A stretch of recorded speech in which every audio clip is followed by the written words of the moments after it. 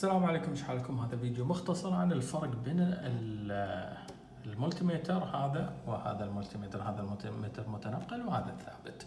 الفرق بينهم طبعا اول شيء البطارية، ان هذا يشتغل بالبطارية وهذا يشتغل بالكهرباء. هذا ما تقدر تاخذه اي مكان، هذا تقدر تاخذه اي مكان.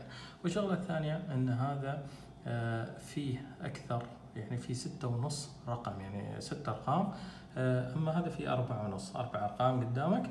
ف هني طبعا افضل وراح يطلع لك ارقام دقيقة جدا، ولكن عيوب هذا النوع انه يعلق ويشفر، وفي له ميزة هنا تدخل لازم تسوي له فورمات، عرفت؟ يعني في ميزات كثيرة وفي تتبع وفي اشياء كثيرة هذا، ولكن بعض المرات تحس انه قاعد يخبص، فلازم تحتاج انك تسوي له فورمات. والله اذكر هنا كنت ادخل على هنا، وش صار؟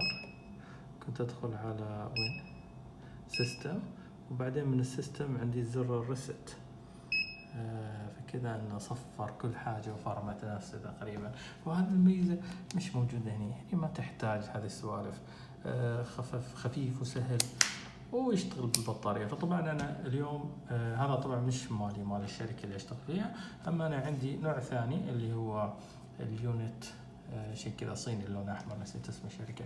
بس على كل حال يعني هذه المميزات. يعني انا بصراحه ما احتاج في شغلي كذا ملتيمتر ضخم وماخذ مساحه، يعني طوله وفي مروحه.